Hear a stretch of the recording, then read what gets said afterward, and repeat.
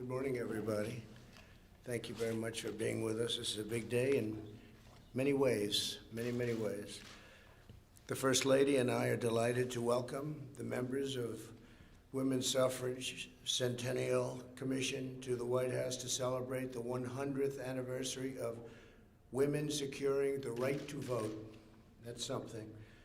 I want to thank the commission members who have worked tirelessly for 3 years to tell the very powerful story of America's suffrage and America's suffrage movement.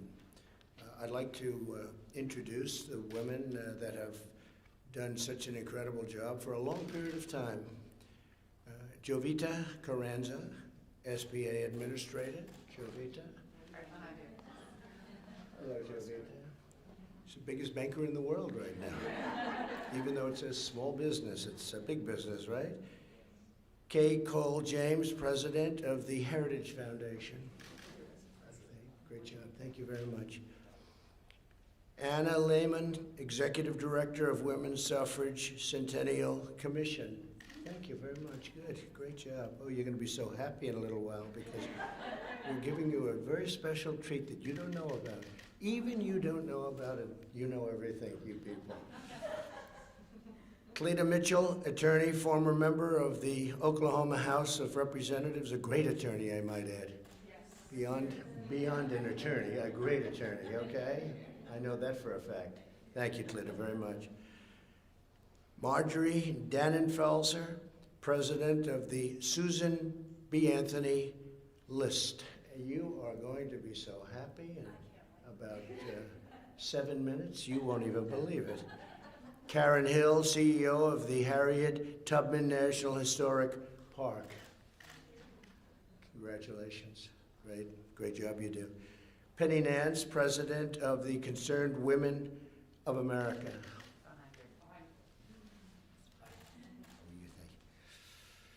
Heather Higgins, president of Independent Women's Voice.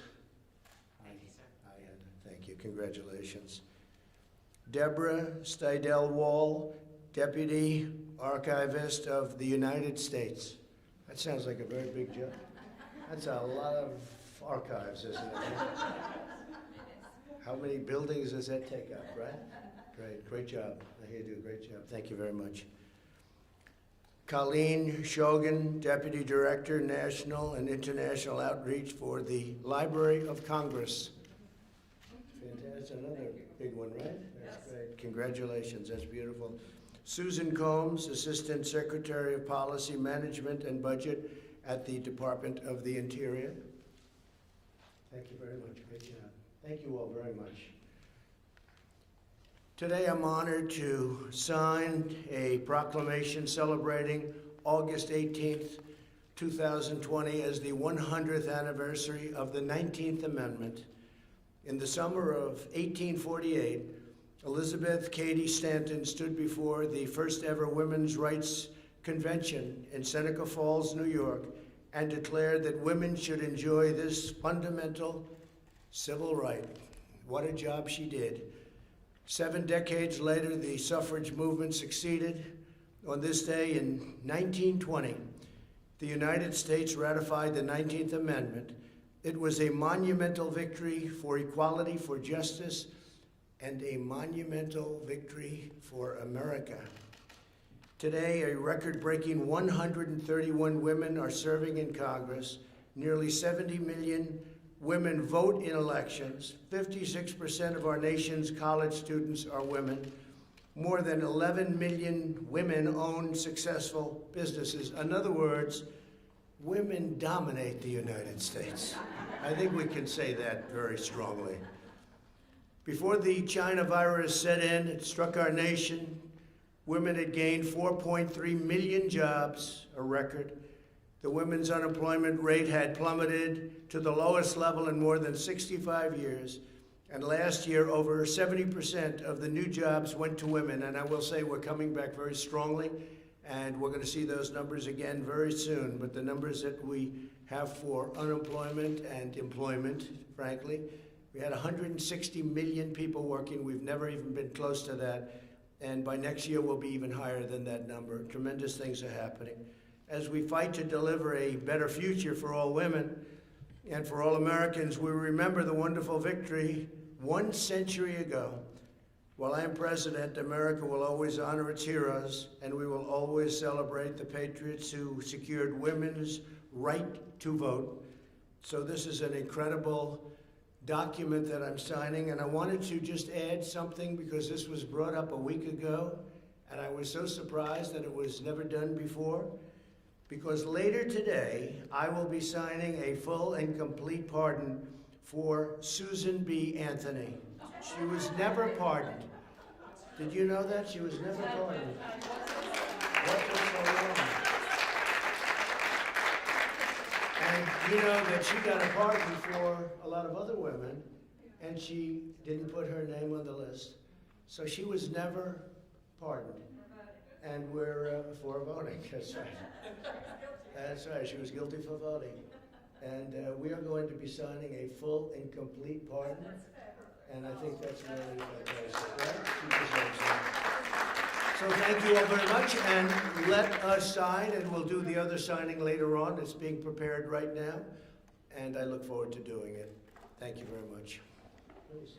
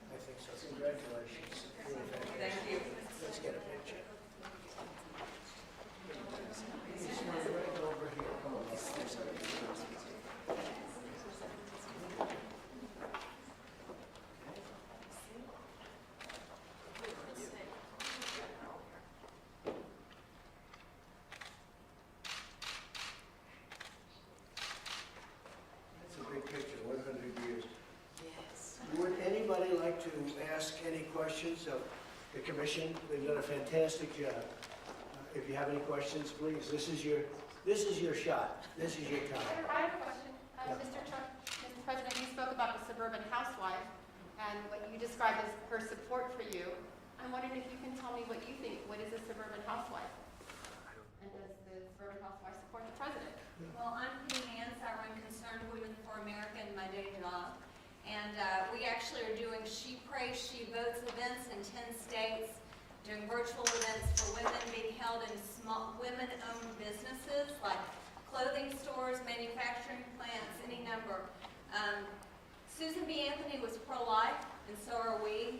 Women are concerned about their schools reopening, they're concerned about their businesses, and what better man to restart the economy than the one who did it the first time.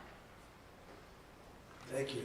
We did do it once, and we're doing it again, and the number looks like beyond a V. It looks like a super V based on the kind of numbers we're coming out. I guess you're seeing that they were saying that's not possible, and now they're saying it's a super V, and that's what we're having. Any other questions, please, for the commission? Mr. President, can I ask about Saturday, the House vote on the Postal Service bill? Is that something that you will veto? Well, we'll talk about that later. We'll talk about that. The Democrats want to make it a political issue. It's not a political issue. It's really about a correct vote. You have to get voting right. You can't have millions and millions of ballots sent all over the place, sent to people that are dead, sent to dogs, cats, sent everywhere. This is a serious situation. This isn't games, and you have to get it right. I just want to get it right. Win, lose, or draw. I think we're going to win. Win, lose, or draw, we have to get it right. So are they being with their bill? Well, they're going to do something in Congress, but everything they do is political. As an example, why don't they do it now instead of on Monday? They picked a day, actually. They picked another day on Monday, as you know. Well, that's when the Republican convention starts. Why don't they do it during the Democrat convention? Because everything they do, Nancy and Chuck, they play games. How's it working out? I think this is the White House, isn't it? How's it working out for them? Not so good.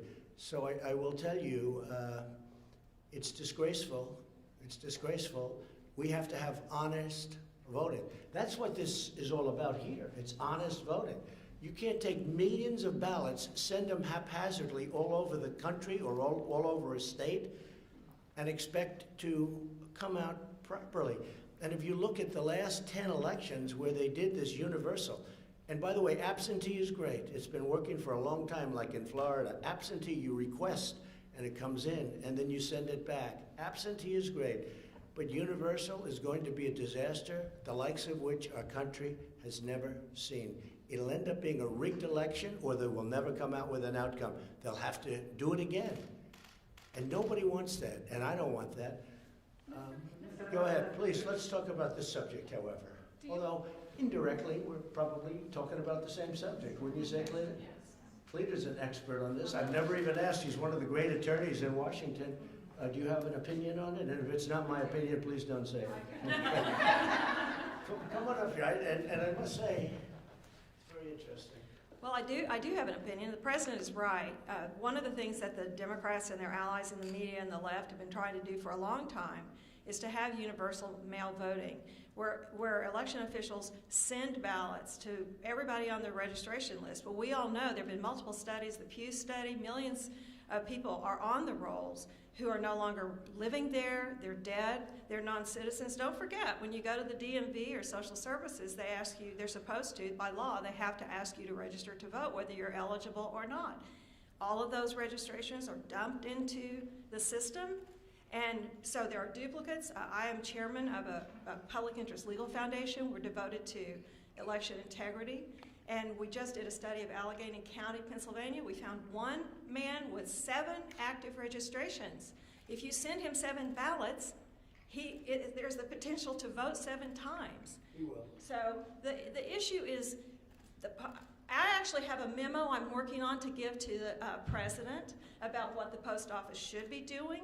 They should be working with local election officials. They should be making sure that the ballots are designed in a way that processes properly through the voting equipment, through the post office equipment. If everybody is focused on this situation with somehow the Postal Service, the president is somehow trying to do something to the Postal Service, I defy anyone in this room to be able to name a single, all of us can name multiple times when we've sent a letter across town and it either didn't get there or came back 3 months later undeliverable to a correct address. So we know that the president is not responsible for the problems of the post office, but there are things the Postal Service should do in conjunction with election officials, and they should do those now and make sure that the systems are in place to properly process the ballots that are sent by mail. But the problem is that we are facing hundreds of lawsuits that have been filed by the Democrats and leftist organizations to force states to not have polling places. I personally believe that it's still, we should have election day, we shouldn't have election 3 months, and for sure we ought to be able to know by election night who won. So, Mr. President, you're 100% right, and there are a lot of us who are standing behind you and want to help. Thank you. I'll give you that letter if you could. If you have, Not yet. No, if you have it. From you, I'll take it. She's really one of the great lawyers. Thank you very much. And I'll wait for it. Can I add to the question Yes, before about please. women? There are a lot of issues where what the president is doing, talking about public safety, which is increasingly a concern for women as they see what is going on, but also policies that he's taken. So the president has done extraordinary things on healthcare. His executive order requiring price transparency, that is an issue that is 88% popular across the country, across party affiliations, across ideologies, across demographics. Among women who are 40 and under, it's a 98% approval issue. Without this president being reelected, that executive order goes away because Congress hasn't yet made it into a law, because it goes into effect in January of 2021. So this has historically been the #1, if not the top 3 issues in the country. And this is the only person who's going to bring price transparency, which can bring down healthcare costs by 40%, revealing what the true prices are of your hospital or your insurance before you have to pay for it, so you can shop, or other people will shop, and that will drive down prices. Enormous issue for this cohort. So women care about a lot of things. So nice that you say that, because they don't speak about it, but transparency is a very controversial issue because doctors don't like it, and frankly, hospitals don't. The good doctors love it, and the good hospitals love it. But Doctors and patients love it. Hospitals, insurers, PBMs, which are the wholesalers that control the pharmacies, right. and pharma, they all have lobbyists all over Washington trying to stop what the president is doing. I've had many people that are really expert at it. They say it's a bigger issue than healthcare itself.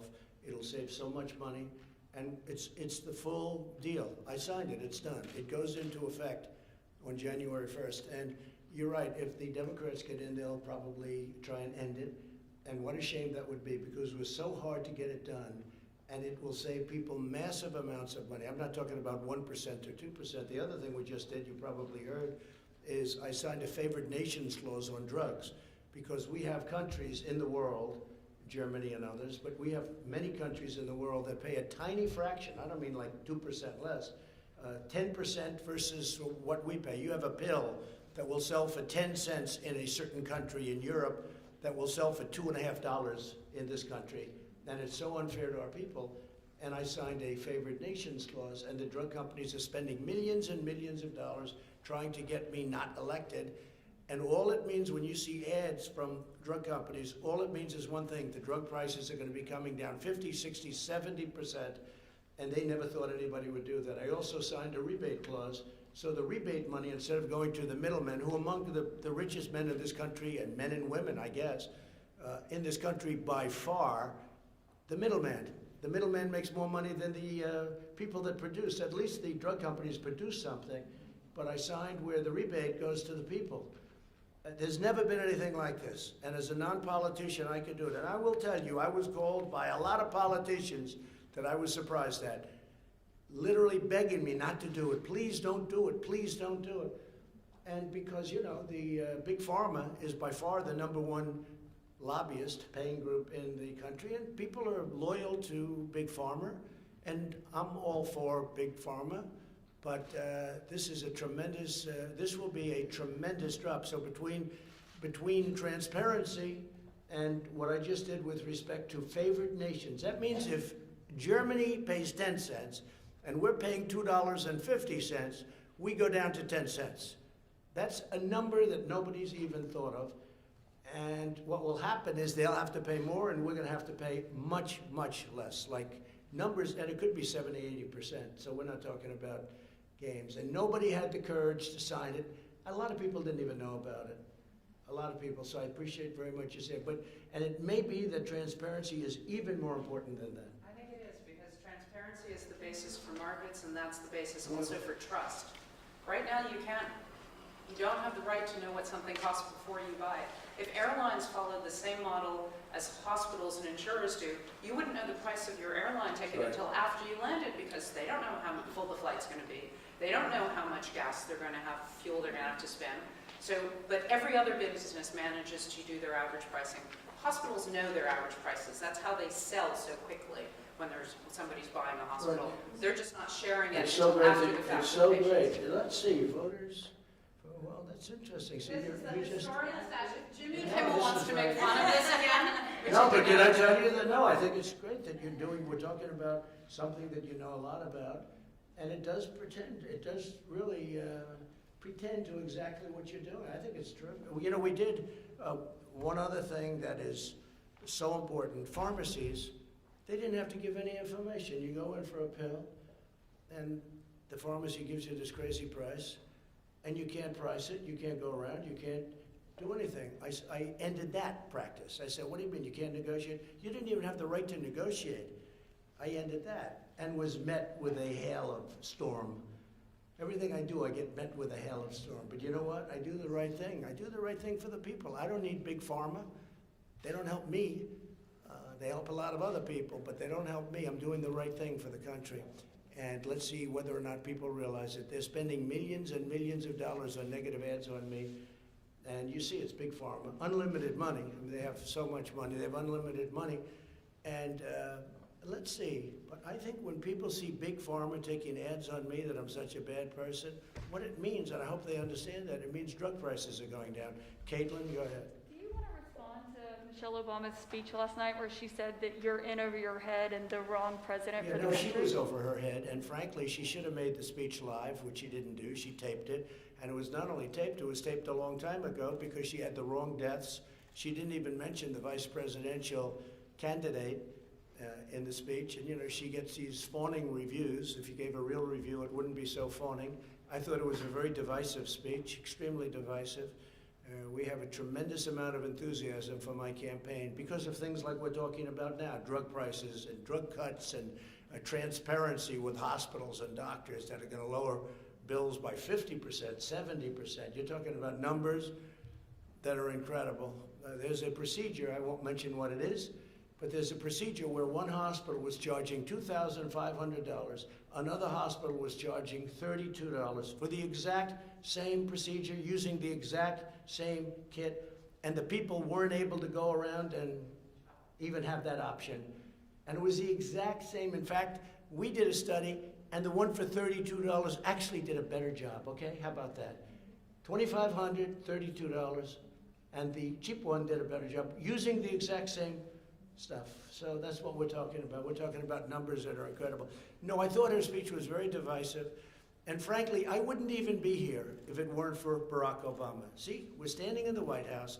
I wouldn't be in the White House except for Barack Obama because they did a bad job, Biden and Obama.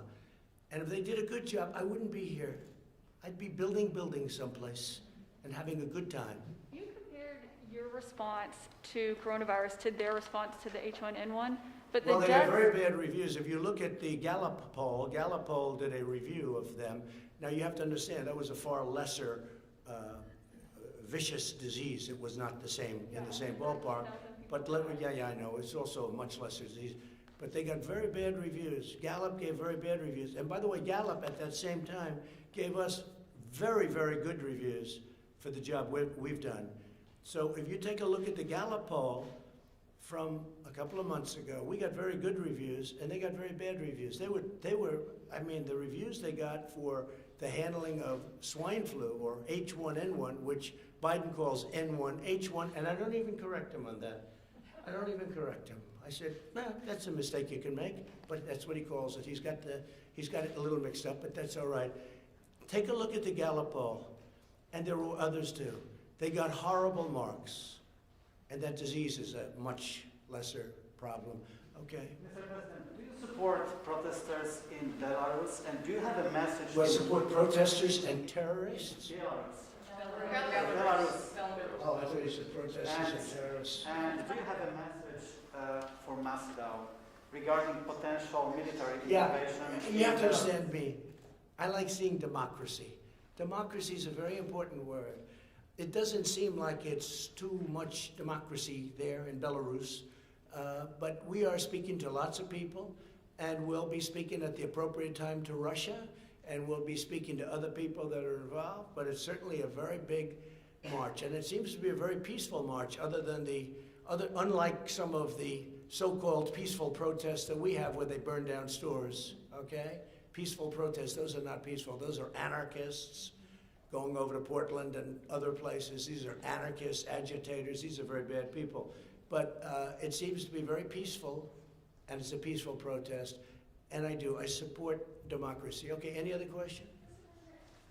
We're here with female supporters. When you They're speak, not supporters. These are just people that are outstanding people. Some support me. This is a bipartisan. Some, that's right. This is very bipartisan. Some were appointed by people that I don't get along with so well. Okay, I won't say who, because I happen to like you all. I happen to like you all, so what can I do?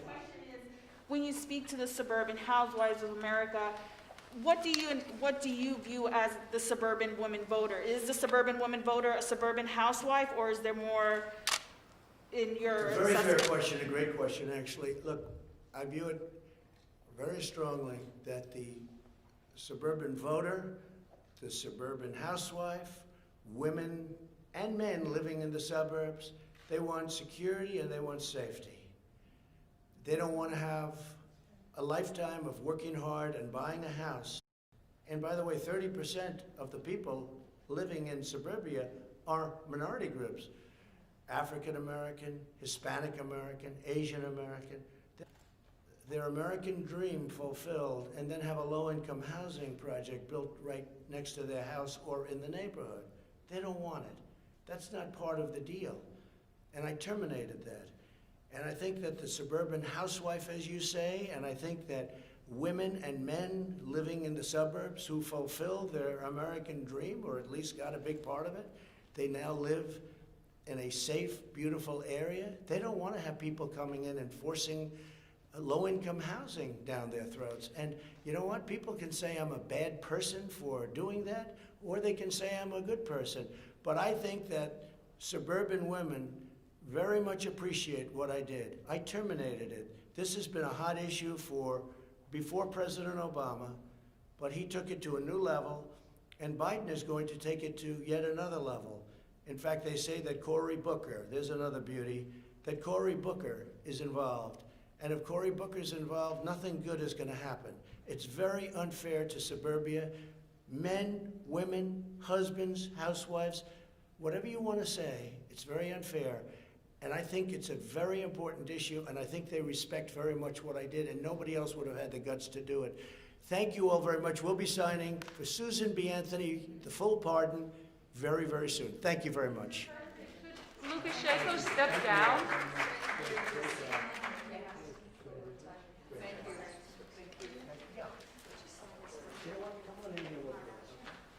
Thank you very much, everybody. See you in a little while. Thank you, Mr. President.